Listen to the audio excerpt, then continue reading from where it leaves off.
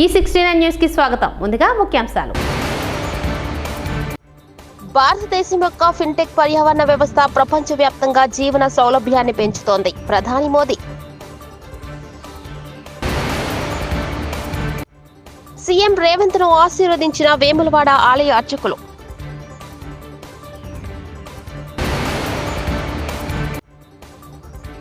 బీజేపీలో బీఆర్ఎస్ విలీనం అంశంపై కేంద్ర మంత్రి బండి సంజయ్ స్పందన.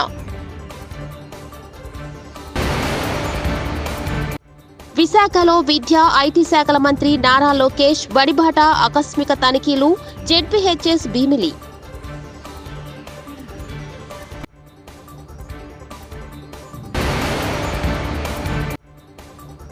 వన మహోత్సవం సామాజిక బాధ్యత. రాష్ట్ర ఉప ముఖ్యమంత్రి వర్యులు శ్రీ పవన్ కళ్యాణ్.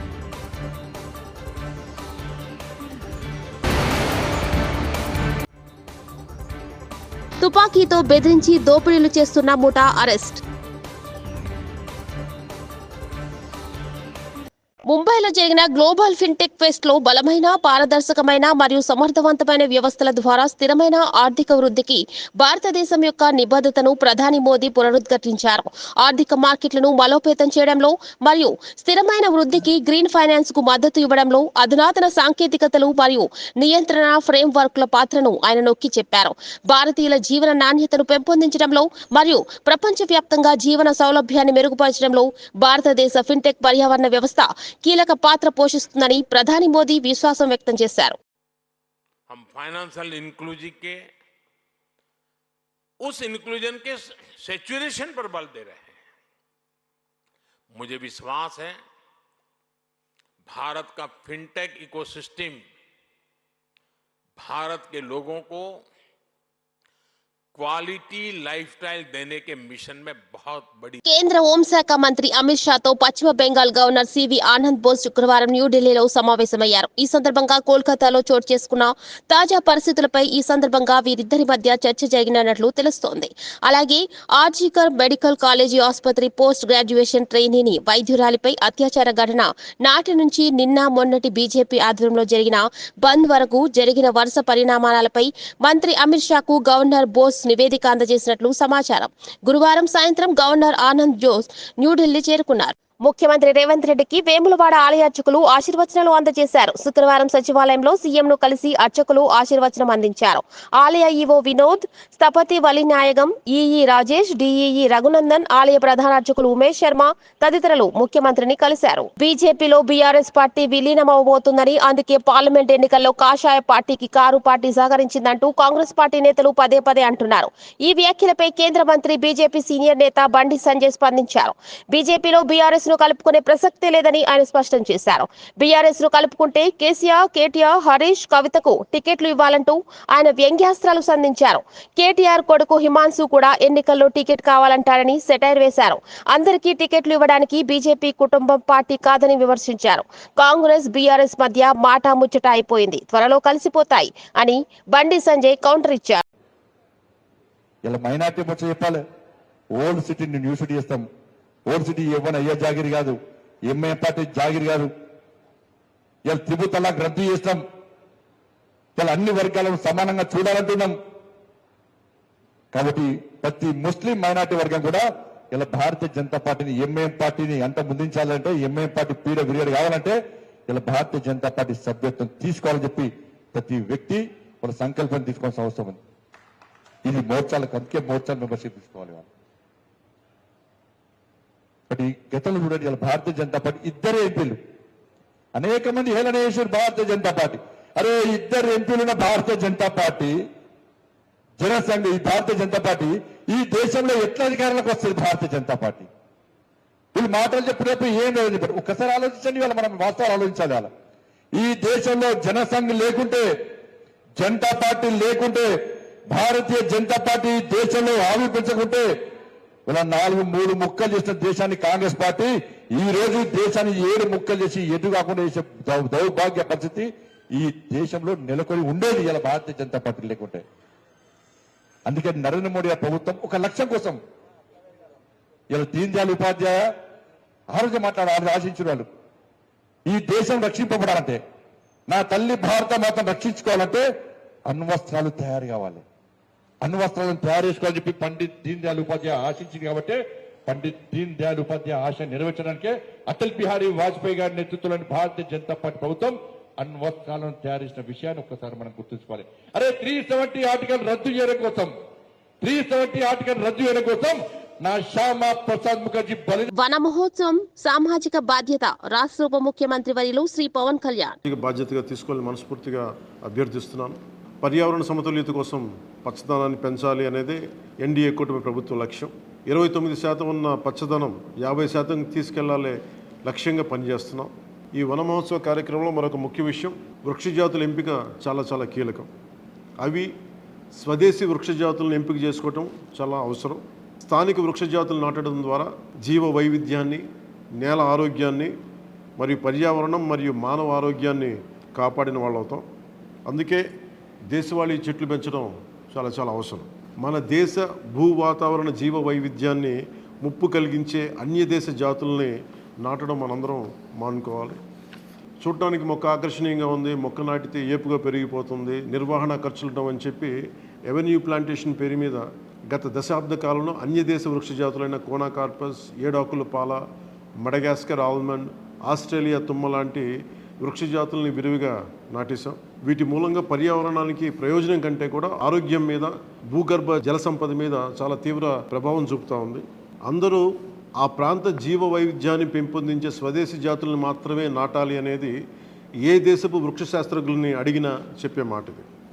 కానీ ఆ వాస్తవాన్ని విస్మరించి విదేశీయ మొక్కల మోసుతో రాష్ట్రమంతటా కోనాకార్పస్తో నింపేశారు. కోనాకార్పస్ అసలు మొదట పరిచయం చేసిన అరబ్ దేశాలే దాన్ని నిషేధించినాయి. ఎందుకంటే దాని దుష్ప్రభావాలను గుర్తించిన వెంటనే నిషేధించారు, తీసేశారు.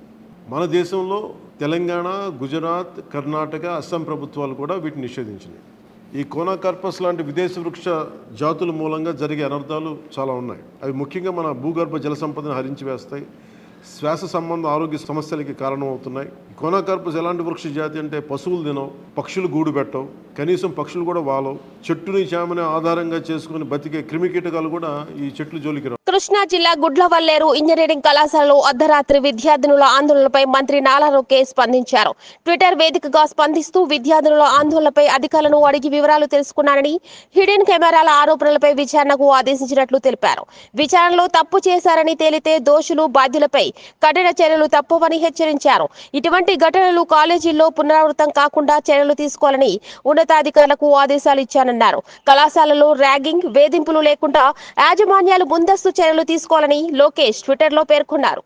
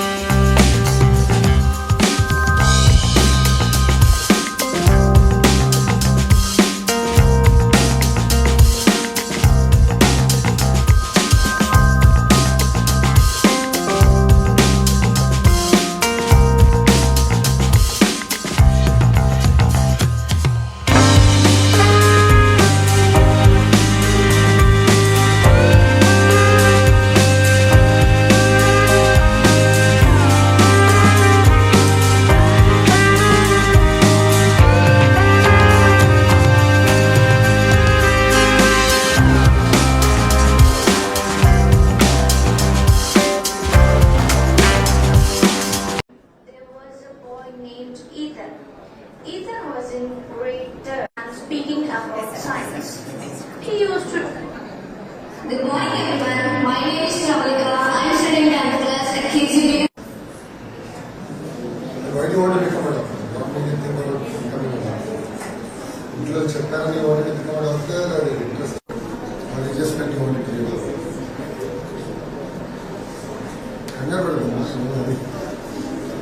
You just meant together? No, what is your goal? I think that was Jai Hind.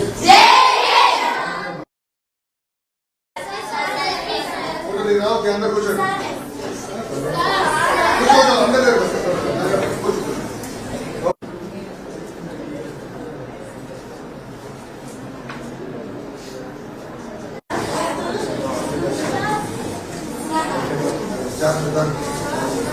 మాట్లాడవాలి.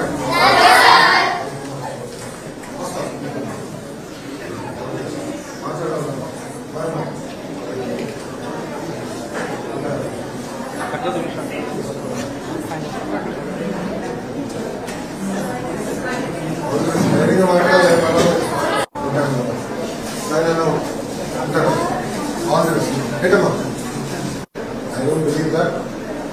I have a 9-year-old boy who is in 4th class. I don't believe any lab, no devices. Computer lab, any doses are very good. Even though computer lab for sure. Okay, all the best. Bye. All the best. విశాఖపట్నంలో ప్రజా దర్బార్ నిర్మించిన విద్యా IT శాఖల మంత్రి నారా లోకేష్.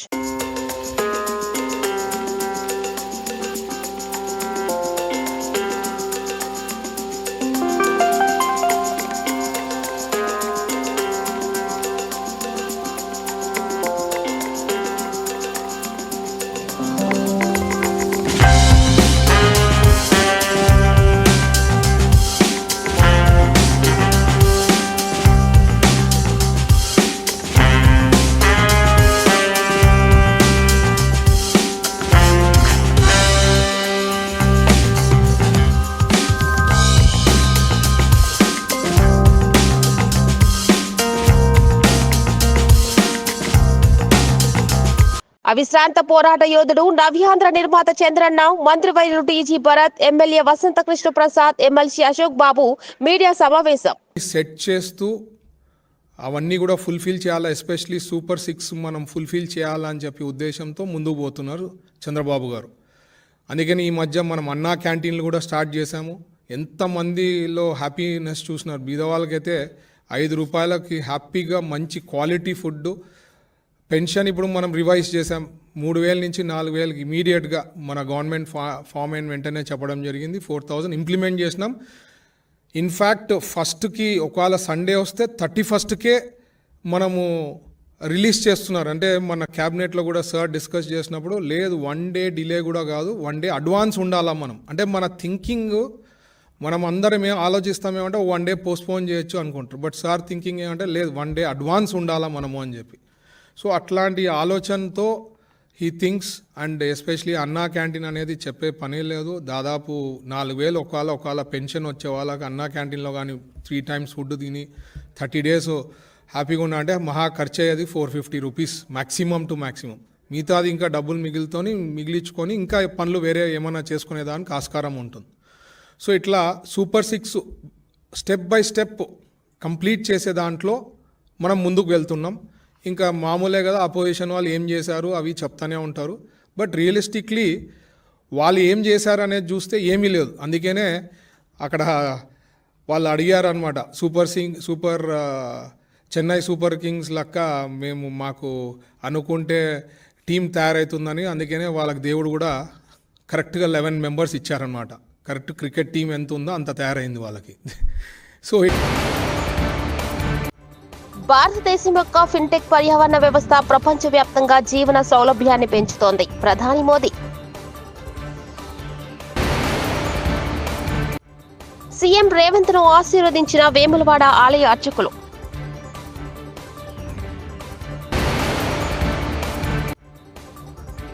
బీజేపీలో BRS విలీనమంశంపై కేంద్ర మంత్రి బండి సంజయ్ స్పందన. విశాఖలో విద్యా ఐటీ శాఖల మంత్రి నారా లోకేష్ బడిబాట ఆకస్మిక తనిఖీలు. జెడ్పీహెచ్ఎస్ భీమిలి.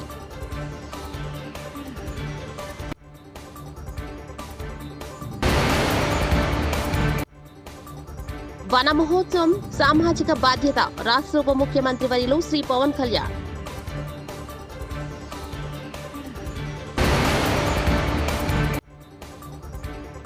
తుపాకీతో బెదిరించి దోపిడీలు చేస్తున్న ముఠా అరెస్ట్.